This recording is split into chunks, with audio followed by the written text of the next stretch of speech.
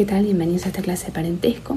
El parentesco está regulado en los artículos 529 a 557 del Código Civil y Comercial. Entre los artículos 529 a 536 vamos a encontrar las disposiciones generales y entre los artículos 537 a 557 los derechos y deberes que existen entre los parientes. Bueno, ¿qué es el parentesco? El parentesco es el vínculo jurídico que el derecho reconoce entre las personas que nosotros conocemos como familia. Ahora bien, el Código nos dice que reconoce el vínculo jurídico que existe en razón de ciertas causas. Las causas que el derecho reconoce como válidas para establecer un parentesco son las siguientes: el parentesco por naturaleza, que es el parentesco biológico, el que conocemos en general los que comparten lazos de sangre. Después existe el parentesco adoptivo. El parentesco adoptivo es el que se establece por medio de una sentencia de adopción, el parentesco por afinidad y el parentesco por técnicas de reproducción humana asistida. El parentesco por naturaleza, entonces, es aquel que se remonta a un antecesor común. Son los que compartimos vínculos de sangre y estamos relacionados con nuestros abuelos, con nuestros parientes, con nuestros padres y demás. En cambio, el parentesco adoptivo es el que, como dijimos, se establece por medio de la sentencia de adopción. Ahora, ustedes van a ver adopción en filiación, pero tengan en cuenta que el proceso de adopción se inicia cuando un niño que no puede ser cuidado por su familia de origen, cuando no se verifica que no puede ser cuidado por su familia de origen, se inicia el proceso de adopción. En el proceso de adopción lo que vamos a hacer es el juez va a llamar a personas que están inscritas en un registro específico y que tienen deseos de adoptar y va a elegir a aquellas personas o personas que sean más aptas para tomar cuidado de ese niño. En la sentencia de adopción justamente lo que se va a hacer es nombrar como padre o padres adoptivos de ese niño a esas personas y a la vez ese niño se convertirá en hijo adoptivo de esos padres. De esta manera se configura el parentesco adoptivo. Ahora, el parentesco adoptivo puede ser de dos tipos. Existe el parentesco adoptivo simple y el parentesco adoptivo pleno. Mediante el parentesco adoptivo pleno, el niño va a establecer relaciones de parentesco con toda la familia de los padres adoptivos y va a extinguir los vínculos que tenía con su familia biológica. Por lo tanto, va a tener solo parentesco adoptivo y el parentesco por naturaleza que tenía de su familia biológica se va a extinguir jurídicamente.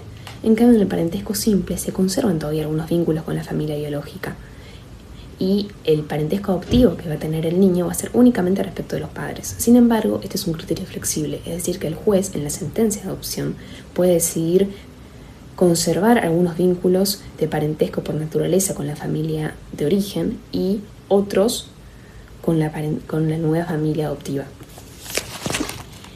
Ahora bien, el parentesco por técnicas de reproducción humana asistida es la relación de parentesco que surge cuando la filiación nace con la ayuda de técnicas médicas.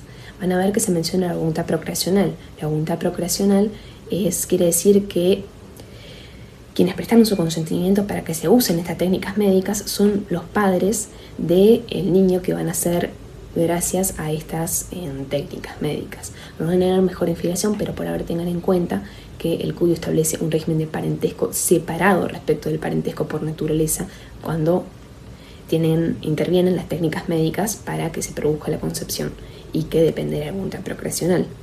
El parentesco por afinidad es distinto del resto, el Código lo regula aparte. El parentesco por afinidad es el que existe entre la persona casada y los parientes del cónyuge. Así, con mi suegro, que es el padre de mi cónyuge, yo tengo un parentesco por afinidad.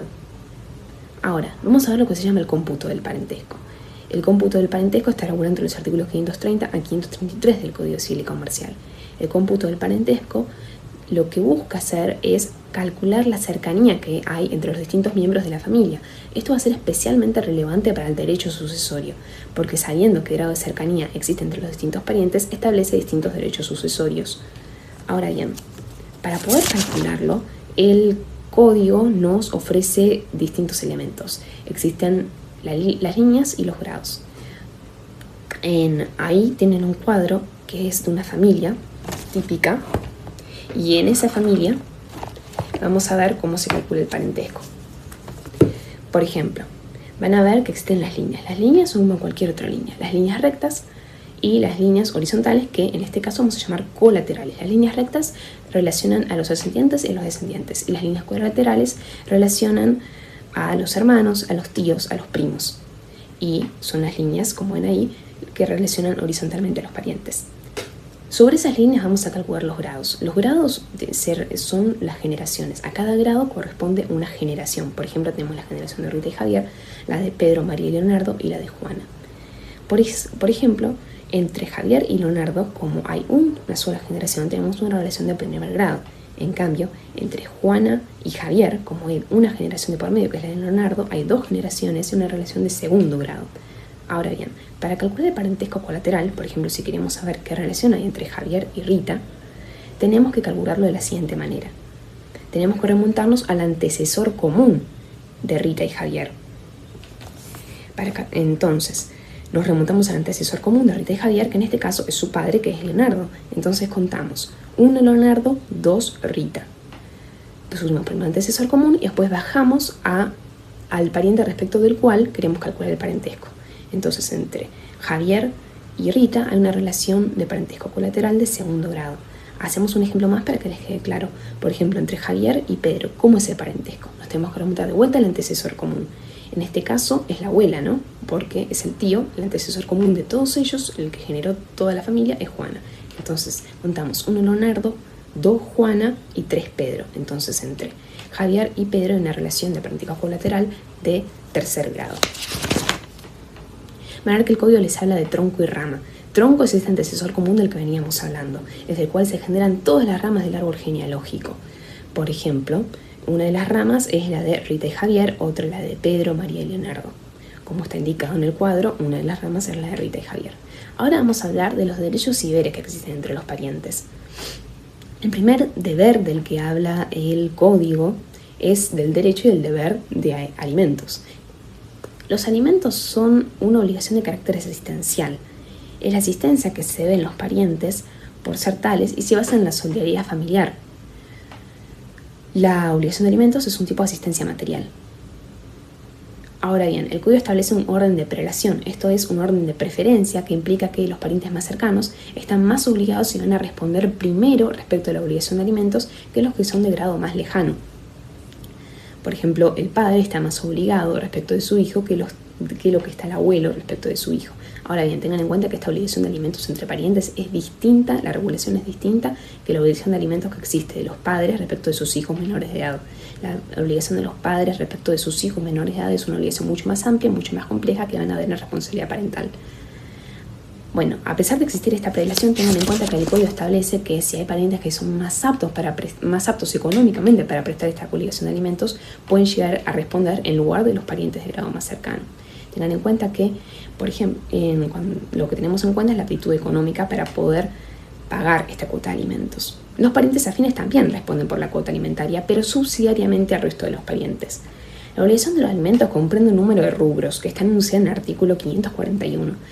Van a ver que si la comparan con la obligación de alimentos que tengan los padres respecto de sus hijos menores de edad, los rubros son mucho menos que los que existen respecto de esa obligación por los hijos menores de edad. Asimismo, van a ver que hay algunos caracteres de la obligación alimentaria que son esenciales para entenderla. Por ejemplo, no es una obligación transmisible, tampoco es una obligación, también es una obligación inalienable. ¿Qué quiere decir inalienable? Que yo no la puedo vender, que yo no la puedo ceder. Yo tengo esa obligación alimentaria, ese derecho a que me presten alimentos porque soy pariente. Cualquier otro no va a ser pariente. Entonces, por esa esencialidad con mi persona y la obligación, yo no la puedo ceder ni vender. También es recíproca. Yo le debo parientes a mi hermana y mi hermana me debe. Yo le debo alimentos a mi hermana y mi hermana me debe alimentos a mí. Es una obligación recíproca y también es irrenunciable. Yo no puedo renunciar a esa existencia material que me brindan mis parientes. Vamos a ver cómo es el proceso. El proceso se inicia, por ejemplo, con un padre que le demanda alimentos a su hijo mayor de edad. El padre tiene que probar que no tiene los medios para probárselos por sí mismo y por eso se los pide a su hijo. Van a ver que el código les dice que es un plazo, que el proceso por el cual nosotros hacemos el proceso de alimentos es el más corto que prevé la ley local, es el más corto que provee en este caso el Código Procesal Civil y Comercial de la Nación. Eso quiere decir que los plazos van a ser exiguos, van a ser cortos. El plazo para producir la prueba, para dictar sentencia, van a ser cortos porque estamos dando una obligación de naturaleza vital. Es decir, que yo tenga para alimentarme, para vestirme todos los días. Y por eso es muy urgente que se fije lo más pronto posible. El juez puede fijar medidas cautelares, por ejemplo, por ordenar que a ese hijo que le reclama alimentos de padres, se le trae un embargo por una suma de dinero para asegurarse que, si no llegara a cumplir con la cuota fijada, se pueda ejecutar ese embargo y así poder satisfacer la cuota alimentaria. El artículo 551 dice que es solidariamente responsable quien no cumple con esa obligación alimentaria. Sigamos con el ejemplo. Por ejemplo, si el juez ordena ese embargo al banco y el banco no cumple con la orden judicial, de probarse este incumplimiento, el banco puede llegar a ser solidariamente responsable por esta obligación. Vamos al último derecho y deber que enuncia el Código, que es el derecho de comunicación. El derecho de comunicación quiere decir que los parientes tienen derecho y el deber de mantener contacto entre ellos. Es especialmente relevante, y es lo que regula el Código, el contacto con las personas menores de edad, con los parientes que son menores de edad y con capacidad restringida, es decir, con un tipo de discapacidad mental. Las personas que tienen a cargo niños o personas con capacidad restringida tienen que asegurar, es decir, tienen un deber de asegurar que esas personas tengan contacto con el resto de la familia. Cuando no lo permitieran y obstruyeran este derecho que tiene el niño o la persona con capacidad restringida de mantener contacto con el resto de la familia, el resto de la familia de mantener contacto con ellos, se puede iniciar una demanda de régimen de contacto. En esta demanda de régimen de contacto, lo que va a terminar pasando es que el juez va a fijar un régimen comunicacional entre los parientes y la persona menor de edad o la persona con capacidad restringida, si la persona que lo tuviera a cargo fuera reacia a mantener este contacto. Bueno, esas son las cosas más importantes de parentesco. Ustedes van a ver que en el resto de los artículos se mencionan otras cosas de respecto de parentesco que las van a terminar de entender con la lectura y con los artículos del Código. Mucha suerte con la lectura y hasta luego.